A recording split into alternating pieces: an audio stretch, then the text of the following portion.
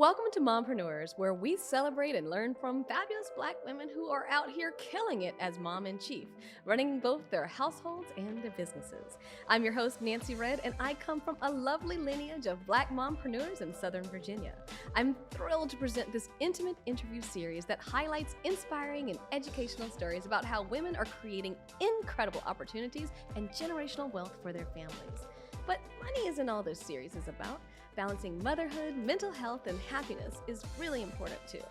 From book empires to bonnet-wearing dolls to building franchises, these powerhouses are redefining what it means to be a working mama while inspiring a new generation of mothers to do it for themselves. Now, before becoming a mom, Dr. Rashae Barnes was doing it all. She had a full-time job, a bunch of fun hustles, and a doctorate degree before the age of 30. The dirty age of 30. But when she became a mom, her priorities changed, and she made the decision to jump from employee to employer. Now, this mompreneur has more businesses than I can count. We're going to talk about as many of them as we can, everything from PR to investments to a line of seasoning salt, y'all. We're so happy to be here with you. Should I call you Dr. Rashae or is Rashae okay? Whatever's comfortable for you. What do you prefer? Dr. Barnes is fine. And see, I love that because you earned that. Absolutely. That did not come easy. Child, we'll talk about it.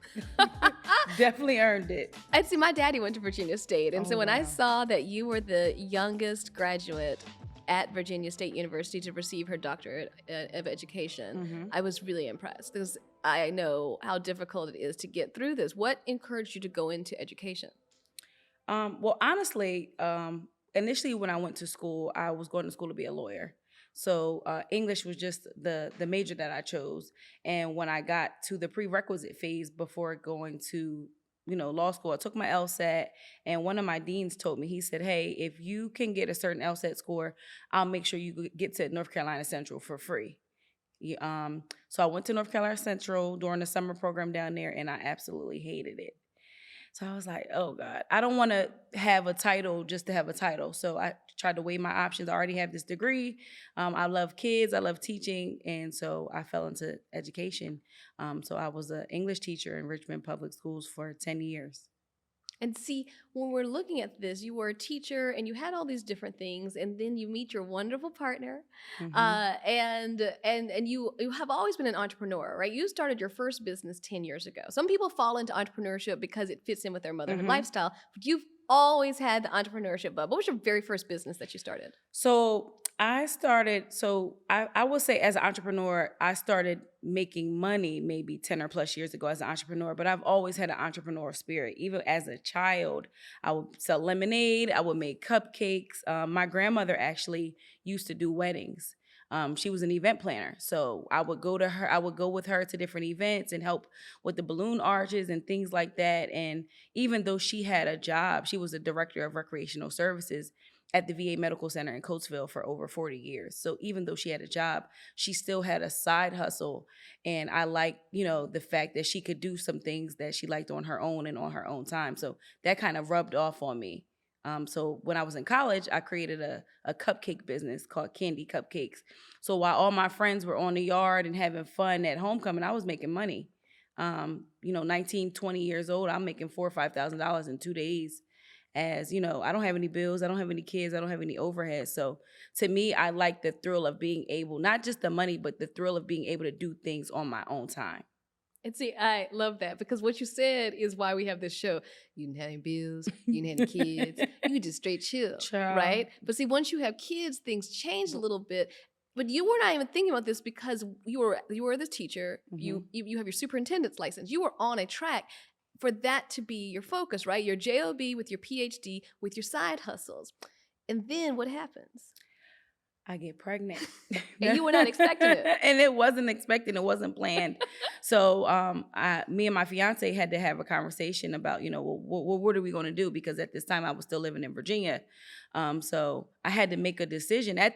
Prior to that, I used to work for, BET. I did some stuff with Viacom. I interned with BET. Then I became a media rep for Def Jam in the DMV market.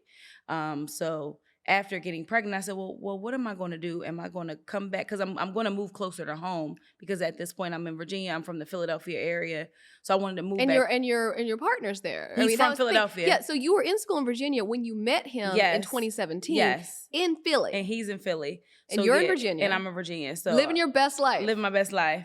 And he stopped the party. He was like, party done. He was like, party done. By accident. But it was the greatest accident that could have ever happened to me. So decided to move back home with him, and we figured things out. So now I actually got offered an assistant principal job while I was pregnant. In Philly. And in Philadelphia, yep, I got offered an assistant principal job. But you have to think, at the time, school starts in September. My due date was in October. So this is a new school system. It's new teachers. It's new kids that I'm not familiar with. So I would have been out of the classroom for 3 months. And then I wouldn't have went back after Christmas break. So it was like, I had to just really make that decision. Like, girl, just kind of figure it out. And that's what I did. So when you're talking to your fiance, you've moved with, you're pregnant, you have an amazing job with like pension benefits and all kinds of things. And you made the decision to say, you know what? I got my doctorate degree. I have my career. I already got 10 years in. I'm going to completely pivot and focus on these side hustles and make them my main hustles. And I was broke, child. I was broke. But I think the biggest thing out of that is I wasn't afraid to fail, and I wasn't afraid to be uncomfortable. And I think that's one of the main things about entrepreneurship, is that a lot of people think things come easy, and they don't. As an entrepreneur, there's going to be a lot of failures inevitable as an entrepreneur. It's inevitable. Unless it's something that you're going to inherit. If you really have to get out there and roll your sleeves up and get to work, there's going to be failure. There's going to be trials. There's going to be tribulations, but you just have to figure out how to figure those things out. So one of the first things I did was start Expensive Taste Spice Blends. I love to cook. I'm always in the kitchen. But I'm like, why do we have to use like 13 seasonings to get one taste? I got to use garlic powder, onion powder, paprika, salt, pepper, Lawry's, Cajun. It's like, why we can't have all of this in one taste? So that's how Expensive Taste came about, because I have expensive taste. So I said, if you have expensive taste with everything else, you should have expensive taste in the kitchen. So all of the names for the seasons came as something like an expensive taste. So the Cash Money Cajun. Yeah, Cash Me Out Cajun and Gourmet Garlic and Lavish Lemon Pepper. And after that, we also did a wellness collection. So they have apple cider vinegar gummies. We have a detox tea. We have an elderberry gummy. So Expensive Taste, it's actually on Walmart.com as well. We did a partnership with Walmart. So they're on Walmart.com.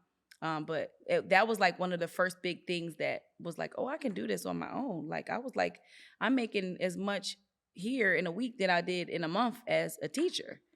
So where are you right now? So you got pregnant 2018, have your baby. You quit your job.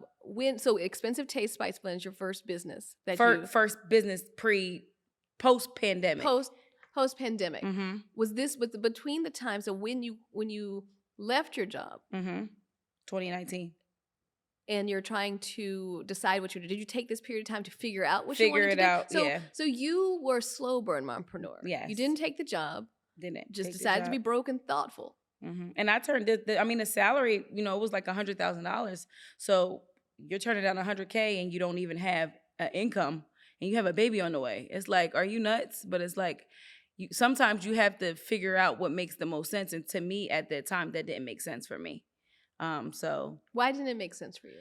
Well, I felt like I wasn't going to be able to build the rapport with my staff and my students. And that's something that's really, really important to me. Even not being in the classroom for almost 3-4 years, I still have students that reach out to me. I have students who I taught in 7th grade who are becoming moms of their own, and they're having baby showers, and they're inviting me to birthday parties. And I have students who are 9th grade, and Miss Barnes, can you cash at me because I need a ride home? I mean, still, these babies are still very much connected to me. So I felt like I would have had underserved the staff and the students starting the school year in January, because that's when I would have had to start back to work. And I felt like at that point, the relationship and the tone is already set for the building. So I just thought it was the best for me not to, take that option. So it's so interesting that you were not afraid to fail in a business, but you were afraid to fail people. And I think that's an interesting conundrum a lot of people have. You're so afraid of failing people, right? Absolutely. And then we think we're tethered to these jobs because we owe people something, or we don't want to disappoint them. But you have to look at what's important to you and look at what you need for your family, and it happens to a lot to educators. Absolutely. And I feel like education is one of those fields where it's so like overshadowed and overlooked. I mean, underpaid.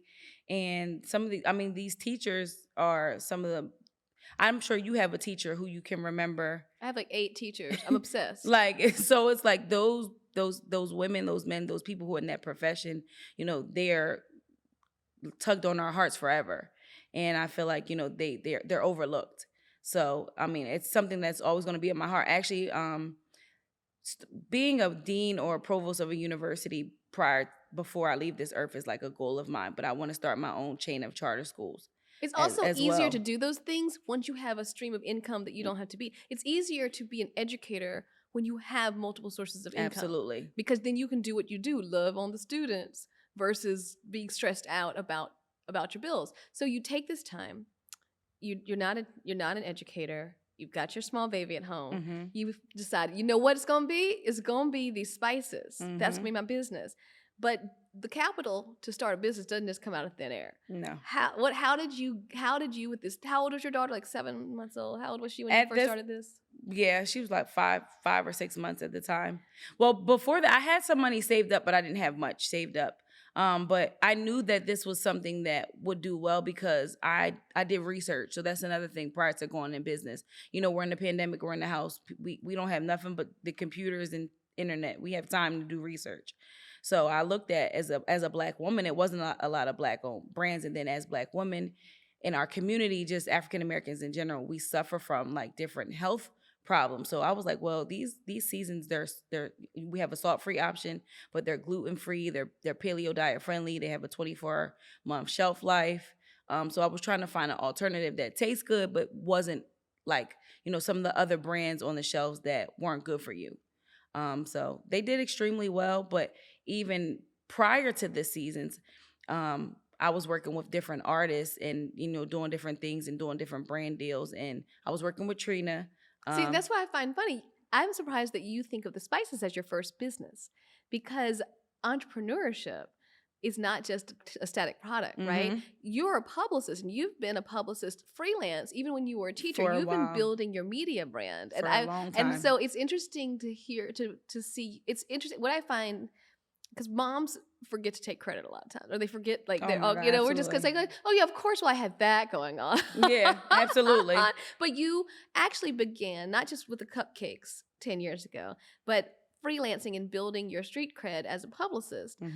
Word of mouth. You don't publicize really your publicity services. It's so many different, and it's so funny you say that, because there's so many different branding deals. There's so many clients that I've worked with, and a lot of things that I see that I don't take the credit for, because at the end of the day, it's like, I know that I accomplished that. I know that I did it. So I don't have to prove to someone else that's my work. But I feel like sometimes it's pros and cons when it comes to that. Like so like I said, I was working with Trina from, Rockstar Music Group. I was doing some stuff with her as the VP of marketing. And how did that begin? So honestly, okay, so there's a music festival in Richmond that, oh God, what is it? I forget. It's an iHeart Radio festival that they had. Trina was one of the performers. And it just goes back to show you, when you're good to people, good things come to you, because the connection is crazy. So this is how it happened. So she's performing on stage, and there's this guy with Trina, and it's her videographer, and his name is Reggie. So I'm like, hey, Reggie, how you been? He's like, hey girl, hey Rashae, I haven't seen you in a while. And Reggie, make a long story short, we met like 2 years prior doing media coverage at BET Hip Hop Awards. I didn't even know that he was connected with Trina. So he was telling me Trina's starting her own label, what she's doing, I was like, well, I think I can be an asset to what she has. He was like, okay, well, we can figure. I kind of pitched myself to her. And she kind of took to me from the beginning. She's like, I don't give out my cell phone number to people. I don't do any of these things. So her manager, Katie, and Reggie and myself, we went to like a seafood restaurant in Miami, maybe like 3 weeks later, sat down, talked about some deliverables, and that's how the relationship with Trina began. And then after that, and even though I don't work in that capacity with Trina, that's still family. But then, moving forward, 2020, Pretty V. Here comes Pretty V. And I love Vina. That's like one of my biggest clients, but that's like my sister. So for us, it doesn't feel like work when we're doing different things. So it's so many projects and things that I'm working on now. It's so amazing how God can do things for you in such a short period of time if you're just consistent and just resilient and just don't take no for an answer. But also very meticulous about your energy and who you allow in your space too. And the information you put out. Because sometimes when we get good news, we want to tell everybody our business. We're so excited about different things, and we don't realize that God gave that vision just for you, just for you. Because when you start putting stuff out in the universe, a lot of times everyone's not happy for what you got going on. So sometimes you have to learn to kind of keep those things to yourself and just let them manifest organically. So that's what I've been doing. That we want to do this show, because a lot of people want to do what you're doing. They don't want to be tethered to a job with their child. They would like to have more financial freedom and build generational wealth, because a lot of us don't come from entrepreneur backgrounds. Are you the first entrepreneur in your family, or did you grow up seeing, like you said, you saw your mothers and your grandmother, have, their side hustles, but was there anyone who ever was taken seriously as a business person? I always say, Black women in general, we've had to be entrepreneurs. We were like, we had no choice. Like my mom and grandma were selling their crochet stuff at the country store, and selling the pies, taking a weekend job cleaning some stuff, all these types of things to add money into the household. But they weren't called entrepreneurs; they were just called women's and moms. Yeah, absolutely. So as far as like big entrepreneurs in my family, no. But so my cousin Richard Hamilton, he played for the Detroit Pistons. And a lot of people know Rip. So when he started to do these different deals outside of basketball, it intrigued me at a young age because I was always going with my aunts and them to his games. So when I seen that he did a deal with Boost Mobile, and I seen that he did a deal with Jordan, he's a part of the Jordan family to this day, and he did a deal with Everfresh and came out with his own energy drink, Rip It. I was like, but he's a basketball player. Like, how is he doing all of this stuff? And at that time, I'm young. I'm like 12, 13 years old. So I'm like, so he used one platform to kind of leverage other things that he wanted to do. Now he's a NBA analyst, and he travels, and he does different things with like NBA Cares and all the different programs and stuff that they have. But I love that. So for me, PR was just like my step into the industry. And then now I have the opportunity, like I've worked on like 5 or 6 verses with Triller. I help orchestrate some of the Triller fight clubs. I have a couple branding deals that we're in negotiations now with some big clients that we can't say because we got NDAs. So, but it all rolls out. And again, it's the phrase. That's why your story is so important, because if you don't see it, you cannot be it, right? You saw your uncle. So you've got this relationship where you say, all right, I see how energy drinks, that can make you some money. So I'm gonna start these apple cider gummies and these seasoning salts. And it's incredible. The amount of investment is not always huge. Like, how much did you put into the seasoning salt business when you first started in 2020? Maybe $500 to $1,000, no more than $2,500 with the initial start the jars.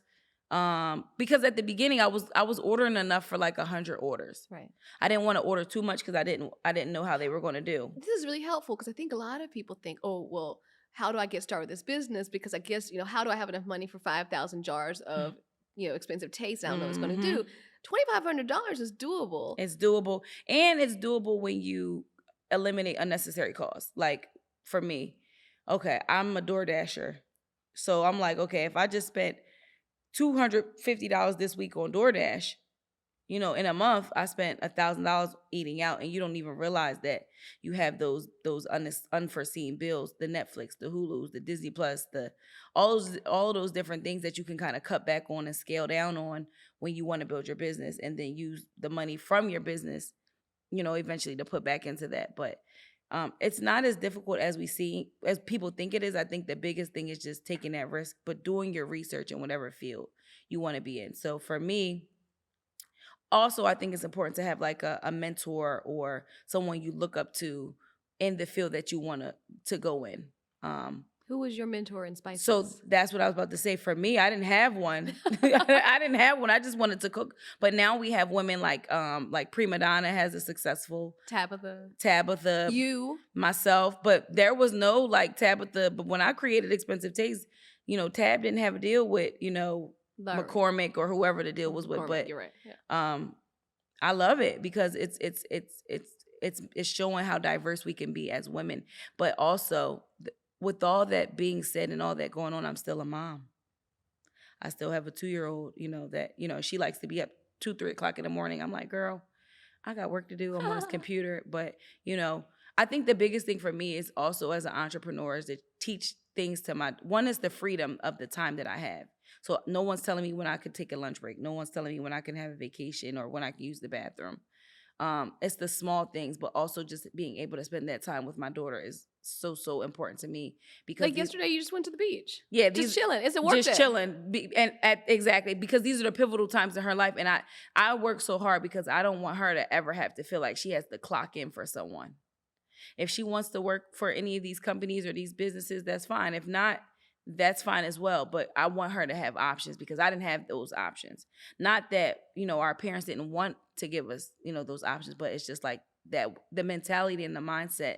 I feel like as the baby boomers generation is not now, we live in a more capitalistic entrepreneur mindset, society. And I love that about the younger generation. I feel like there's pros and cons to social media, but it really is showing people that you can really get out here and, make a good living for yourself if you just put in the work.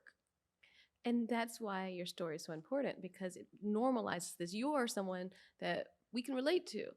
If it's like, okay, this is someone who did this and doing stuff that we're interested in. I mean, now I want a spice business, right? And it's also great to know you can start with 100 jars. So how did you get from 100 jars to being on Walmart.com? Like at what moment did you become profitable? How long did it take for your spices to become profitable? It didn't take long. I mean, we made more than $2,500. So I remember I did like a $10,000 month. And I was like, I made $10,000 this month from spices. And it was insane to me because I wasn't thinking about, because I'm not thinking about the money, but I'm just like, it's crazy. As a teacher, it would have taken me like 5 months to make $10K. But I was seeing, reach out, I do all these different branding deals. So, reaching out to Walmart.com and doing the different market research to be on their website. And, we had to do an application. They put you through a strategic process. They want to know, like your QR codes and all of these different things. But we were approved. So, that was huge. And we got approved right before Black Friday. So that's another thing. So I'm excited about that. But even with the entrepreneur thing, talking about funding, because I do have an investment firm called Evals Equity. And the whole point of Evals Equity is to help fund minority and female mostly led businesses. Because as a female entrepreneur, we make up almost 90% of the small businesses in this country, but we're funded by less than 3% of the major banks. Mm-hmm. So when you which is crazy. Even still in 2022, going into 2023. So when you look at the statistics, because numbers don't lie, it doesn't matter what you say or what I say. This is what the statistics are saying. These banks are not giving us any money. And then when I look at it, to this point, it's like, well, look how easy it is to get a student loan. Subsidized, unsubsidized, right? They'll give you $20,000 a year for 4 years. They will give you $100,000. They will let you do whatever. Because why? Because they know that when you graduate from that university, by giving us $20,000 loans a year for 4 years, they know that we're not going to be able to pay those back. But guess what? If I give you a business loan and you have a successful business, guess what's going to happen? You might be able to pay this business loan off, and now you don't need me. So now you're not in debt. So I feel like sometimes the student loan thing, and we will be here all day talking about, financial literacy and student loans and things like that. But just looking at the statistics for me, it was like, this is insane that we can't find any money. So that's one of the main goals that I have for myself and my firm and the people that I'm working with, is to help find funding for minority and women-led businesses. Community is something that's big to me, and just community service as well. I'm also a woman of Delta Sigma Theta Sorority Incorporated. So community service is something that's super, super big with our organization. But just the community aspect of giving back, I feel like, when you take care of the community that you live in, then it helps everything else that goes on. I feel like a lot of the like lower socioeconomic or lower the saying back then, it takes a village to raise a child. I feel like that notion is no longer, because everyone is so concerned on self. No one, it's like you see something that you know is not right and you walk right past it because it doesn't concern you. It was like a McDonald's video that's been circulating around on social media, and it's an old McDonald's video from like the 90s. And it was this young guy, he was walking down the street, I think it was like in New York, and it was like this older lady, she needed help with her bags. He helped her with her bags. He helped her walk up the steps. He goes to McDonald's. He puts his hat on and he's happy to be at work. But it just shows this sense of community. And I feel like we've lost that because everyone is so concerned with self. It's like, well, if it don't apply to me, then you let it fly. And, back in the day, it wasn't like that, especially like with women and kids. Like the things that are happening to women and children and things like a lot of stuff back in the day was like off limits. So I feel like we've lost a sense of community, but we can get that back. And I feel like helping fund businesses, we put the money back in our community. I think that's the biggest thing for me, is help circulating the dollar back in our community without someone else wanting 20% equity or 40% equity from a company that hasn't even got off the ground yet. So when you're looking for companies to invest in, because people listening might be interested in coming your way, what stands out in terms of someone you think, this person is somebody that I think can go the distance? Well, I think someone who already has an established business. I think that's like the biggest thing. Like, so the startup, we're looking to invest in pre-seed, seed, and like startup fund levels. So, businesses that already have, you have a business plan established. You're already a business. You're just looking for funding, especially like women in tech. Apps, things like that, because tech has definitely taken over. So women in tech, but women in beauty as well, entertainment, but definitely women in the tech space. We've been working with a couple women who are developing like games and apps and things like that. And it's amazing to see people who look like you and me in that space, because it's like, I feel like women, especially Black women, I feel like we can literally, as cliche as it sounds, I feel like we literally can do everything. So it's just amazing to see and amazing to be a part of, because again, that wasn't done for me. So I feel like when you reach a certain point in your career, because I'm not even at my highest peak.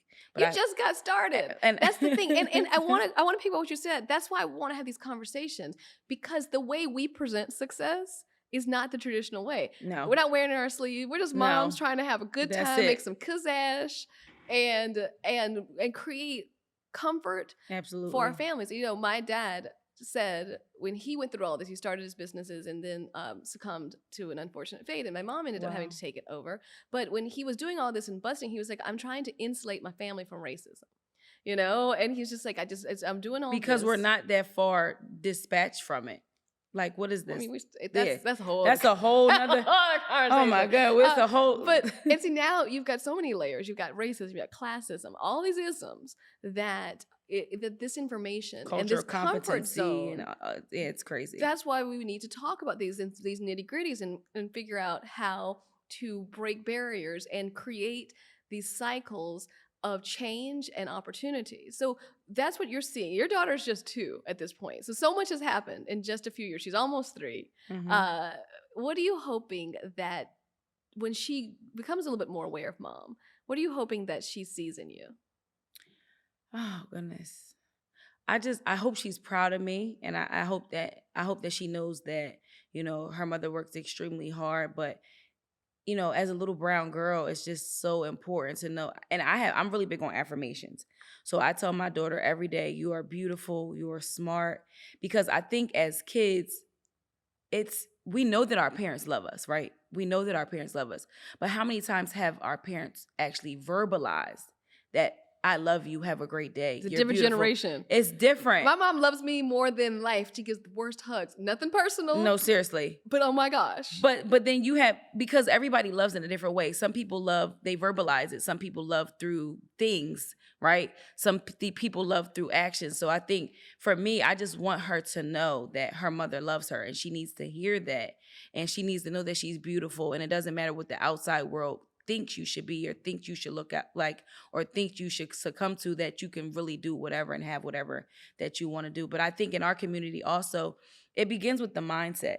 Because a lot of times people talk about, well, you're not doing X, Y, and Z, but you can't fault someone for something they don't know or that they're not exposed to, because opportunity is everything. And information. And that's why. And also, it's so hard. I mean, I personally. Information, right? Information. I need it. Listen, I need to hear information sometimes from people with whom I'm comfortable. Absolutely. Even me. And I've been in these streets. I've been all around the world. No, seriously. But you want to know what? If I'm on my Peloton bike, you know who I like? People who look like me. That's making me feel like I'm absolutely. But you said something important. You said information, right? Yeah. And I think now, more than ever, I'm seeing people that look like you and me talk about financial literacy, right? Mm-hmm. Talk about the importance of credit. Talk about the importance of wealth. Talk about the importance of real estate and generational wealth and owning things. Like when I was a teenager, the kids now are very much aware of that, and they have social media. When I was in high school, we didn't talk about those things because the opportunities didn't present themselves to me. And when we talk about opportunity, it's funny because Eval's Equity, my investment fund, the slogan for Eval's Equity is where opposition meets opportunity, right? I love that. That's beautiful. Where opposition meets opportunity. But Eval's backwards spells slave. Because as a slave, you were always faced with opposition and never had many opportunities. So that's where the whole notion of Eval's Equity. So it's very, very deep, and it's very passionate, something that's super, super passionate to me.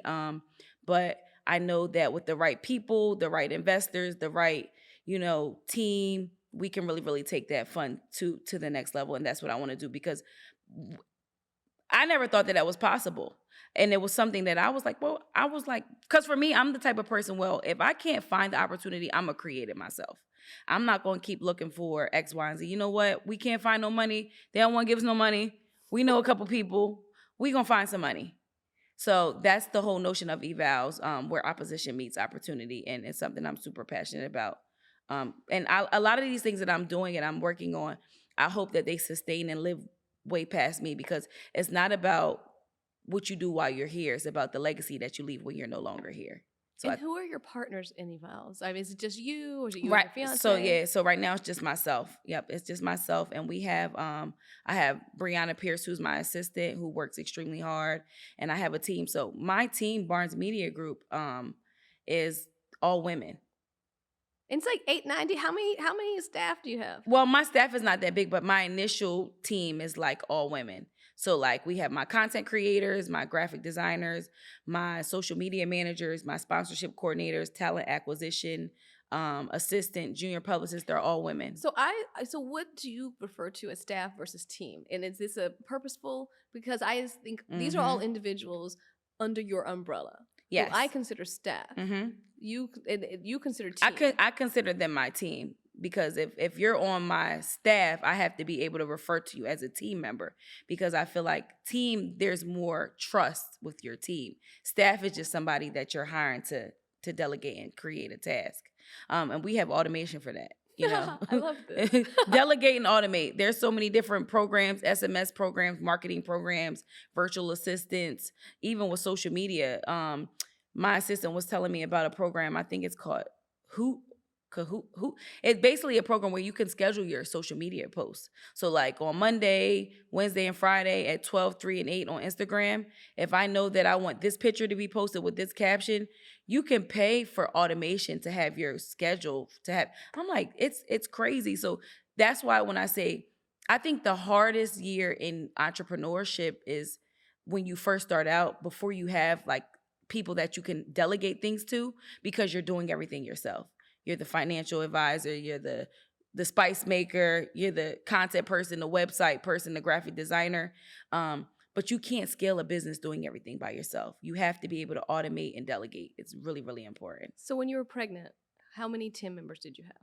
When I was pregnant, just myself. You had no team members. When you first had your baby, how many team members did you have? I mean, my fiance, that's my team member, period. But just in business, myself. So when was the moment that you felt comfortable hiring your first team? Well, not even comfortable. When was the moment where I was like, girl, you can't do this. you can't do this. Because I don't know if you ever seen the post. It's a post. The post says something like, I can't wait to go from like seeking to being sought after, something like that. And a lot at the beginning, I don't have anybody. Nobody really knows me. They know I work with Trina. I have Pretty V. I'm working with different people. All these different brands and companies started reaching out to me. And it got to the point where I was like, wait a minute. I cannot do all these deliverables. Girl, you got 50 spice boxes to send out. Amaya got to take a nap. You got a doctor's appointment. You got things to do. You got Zoom meetings. How are you going to scale this business? So we have to figure it out. And then a lot of times if you don't have the money, because that's another thing, people say, well, I don't have the money to hire a staff. You can look up virtual assistants in the Philippines or somewhere else. They're $3 an hour. They're $4 an hour. You can figure out what you want those VAs to do and just use them Monday, Tuesday, Wednesday. You could spend $100 on VAs and get almost a month or 3 to 4 weeks worth of work done. So it's really just about doing your research. Everything comes back down to research. I don't do anything without it being research based, because that's what the data shows. So you're got all this success, and this is what 2020, 2021. You still are. When did you curate this team of 8? What year was it? This year? This year is when I just got. So this is so interesting because it seems exponential, and that's why I just want everyone to understand that things often you're just chilling. And then exponentially. So you go from no staff, maybe I get a VA. I get a VA for a second, and boom, staff of 8. And now it's to the point where I can't even accept any clients because, I have amazing clients. I have Pretty V, Bel Air is one of my brands. Milano Di Rouge, who's a amazing fashion designer outside of Philadelphia. I just recently signed Polo G and his mom, Stacia Mack. So I'm blessed, I'm blessed. I have a couple other campaigns that I'm working on with like big hair companies and brand ambassadors. Did a partnership with Dove. I just did a partnership with Meta. So it's amazing when these companies reach out to you to see. I'm gonna tell you what happened when I did Kanye's event last year when Donda came out, and we had to do these virtual listening events for Kanye around the country. That was like a big moment for me. And this was 2021. This was 2021. And how did this come about? So actually the relationship came up. One of my sorors, Danica Berry, she had a relationship with someone with Kanye, and she called me and she was like, girl, I think we could do this. So me and her kind of strategized, and literally at that time, it's so crazy, Brianna, who's now my assistant, I called her to kind of help with this project. And in less than 24 hours, we had Kanye's Donda listening party streaming in like Miami, Saudi Arabia. I mean, we were all over the country, Chicago, New York, Philadelphia, Wilmington. And it's like all of that comes back down to having a strong team. Everybody, because I couldn't have did it by myself. The team was there. They didn't know they were the team at this point, though. That part. That literally, the team was there. We just didn't know that a year and a half later. But you got this chance with this influx of cash to activate the team. Yeah. And you got a 1-year-old or a 2-year-old. 2-year-old. She was 1-year-old at the time. Yeah, she was 1-year-old. Yep. And so, I love this because there's a phrase. And I own an event space. I don't think I told you that, but I have an event space. So you got so much going on. And so, but all of this has just all snowballed in the past few years. Within the last 2 years. Within the last 2 years. And it's just, it seems like you're doing a really good job of reinvesting capital from the things that you're doing. So your advice for moms who have skills, like these are your skills. Not many people could do this, but everyone has skills. I always say that are unique to them. Absolutely. My skill is writing books. My skill is selling shows, things like that. Right. Amazing. I could not do what you do, and that's the beauty of it. And people who are listening or watching, they may have skills that no one else can do. What is your advice on how to activate them? Because you seem very confident in your skills, not just emotionally, but in your practices. I think the biggest thing is write down, create a SWOT analysis. So your strengths, your weaks, your opportunities, and your threats for your top 3 things that if you could do right now to be getting paid for. And look at the ones that have the least amount of risk and the highest amount of rewards, and start from there. And the greatest thing about starting a business or starting anything is if it doesn't work, then you know what not to do the next time. You know how to move forward. And also, Stephen Covey has a book. It's called Seven Habits of Highly Effective People. Jinx. And one of the habits, and I live by this habit, is always begin with the end in mind.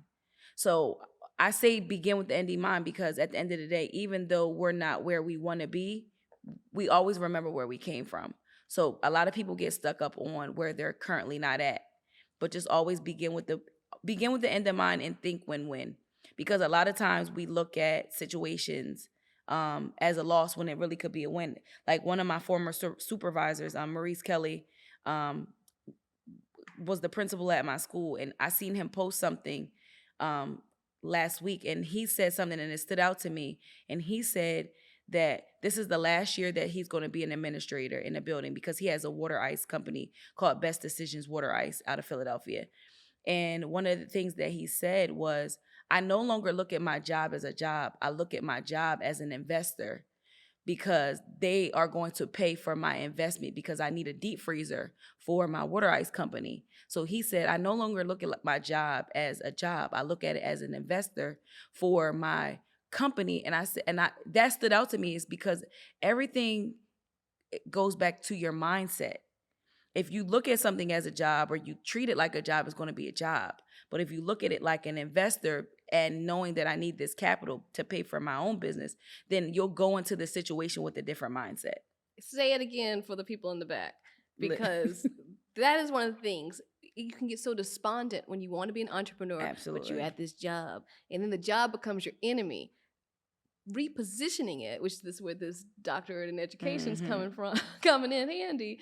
Repositioning it so the job is an investor, not an oppressor. Absolutely. Is brilliant. Absolutely. I love that. And that's something that stood out to me because there's a lot of people that want to do other things besides the 9 to 5 that they have. But the mentality is, well, I have to get up. I have to go to my job. If you're thinking about it with a negative connotation already, then you already lost. You already lost. If you wake up and say, okay, well, I want to start a video company, or I want to start a streaming service, or I want to start a cupcake business. Well, I have to get up and go to my investor every day and take a certain amount of this investment and put into my own business. If you change your mentality, you'll change your outcome. For me, knowing that Toni Morrison, did not get a book published until she was a mom, and she was not young, and she wrote her first book 4 o'clock in the morning, bit by bit, before she would go to her actual investment, not her job, her investment, right? And we see how the fruits of that labor came. I want to quickly go back to what you said, because a very common denominator in almost every mom who sits in this chair has been writing down who you are and what you want to be as a form of manifestation. I mean, we talk about vision boards, we talk about mantras, but writing down, you referred to SWOT and you glossed over it, but I want you to say again what these quadrants are that people should really look at their dreams, because a lot of us, someone sat here and they were so cute. They were just like, I had these ideas in my head, and when I started writing them down, I realized they were crazy, half of them. They were fantastical. And then I would sift through the fantastical and see the smart, good stuff. So what is SWOT again? So SWOT analysis is just when you're starting a business or doing a business plan or anything, it's your strengths, your weaknesses, your opportunities, and your threats. So when you do a SWOT analysis, you want to make sure always that your opportunities they outweigh the threats of whatever business or whatever that you're doing. It's really, really, really important. But all of that basically, and I know I've said that a lot, but everything to me comes back down to research. What does the research say? And just go with your gut feeling. Go with your gut feeling. And if it makes sense for you, do it. Because a lot of times we want to tell like I said, we want to tell everybody everything you got going on, and everybody's not going to understand your vision, your business. Like sometimes God gives you a vision just for you. And a lot of times with social media and entrepreneurship, they think they got social media. Social media got us thinking that entrepreneurship is easy. I've been doing this for 10 plus years, and I'm just starting to reap the fruits of my labor recently. So I feel like, it's a marathon, not a race. And I think that's important to always remember. It's a marathon, not a race. And you're racing against yourself, no one else. Always go at your own pace. And in the same way, your job is not necessarily your oppressor, but can be an investor. The same with children. I don't think it's a coincidence that you, baby, And look where you are now with your job. For me, I wanted to be a television host for the longest time. I get pregnant. I just think my career's going to be over. I still got my baby weight on, like excess. Girl, child. And no, this was because they lied to me. They told me that it would all come off with breastfeeding, Child, so I they should just lied. eat. Now imagine doing that and then going into a pandemic. Girl, it would. but I just like, oh, my hosting career must be over. And actually, being a mother tremendously increased my value. It changed me. It changed you. It changes you in a good way. So those of us listening and trying to find inspiration and not thinking about the wonderful blessings in our lives as anything but, I think it's key in your situation. Do you think you would be as successful? I don't. If you did not have your wonderful daughter. And I'll tell you why. I think so for me, I knew that it was time for me to transition from the classroom, right? But I kept giving myself an excuse every year. Every year was when summertime was coming, I was like, I'm not going back in the classroom in August. And then I would, play around in the summer. Then it's time to re-sign this contract. And I'm back in the classroom. I feel like Amaya came into my life and it was like, okay, you either go back into this classroom or you figure it out. So I chose to figure it out. And it literally was one of the best things that could have happened to me. It's amazing. I'm so grateful for her. And I think a lot of times, like you said, we look at, because I think a lot of times with parents, we say, well, I'm not ready or this. You're never going to be ready to be a parent. There's no book. There's no guideline. You're never going to be ready. You think you're ready. You're not ready to be a mom. Like even before I came here, I'm still on mommy duty. My grandma was like, well, what is she going to do? I'm like, I'll DoorDash her Chick-fil-A. She's getting Chick-fil-A. I'm about to do it. And I'm still in mommy mode and I'm not even home. So it never stops. It never stops. And even with my mom and my grandmother, with me, it never stops. So I just feel like, it's one of the most biggest blessings that could have ever happened to me, because she really came in and changed my mentality. I already had a hustle mentality, to grind. But now I have somebody that I have to grind for. Because if I don't do what I'm supposed to do as a mom, if I fail, then she fails. So failure is not an option at all. I don't think it's going to be an issue for you, Miss Dr. Rashae Barnes. Yes. I think failure, and even if they are failures, they're lessons. They're lessons. Yeah, absolutely. Again, how we speak to ourselves is so crucial in these conversations. And you have just been a font of knowledge and wisdom and positivity. And I appreciate you so much talking to us. I appreciate you guys so much too. And then anybody out there listening, I think if you're not in the position where you want to be or you're not comfortable, start walking in the light that you want to be in.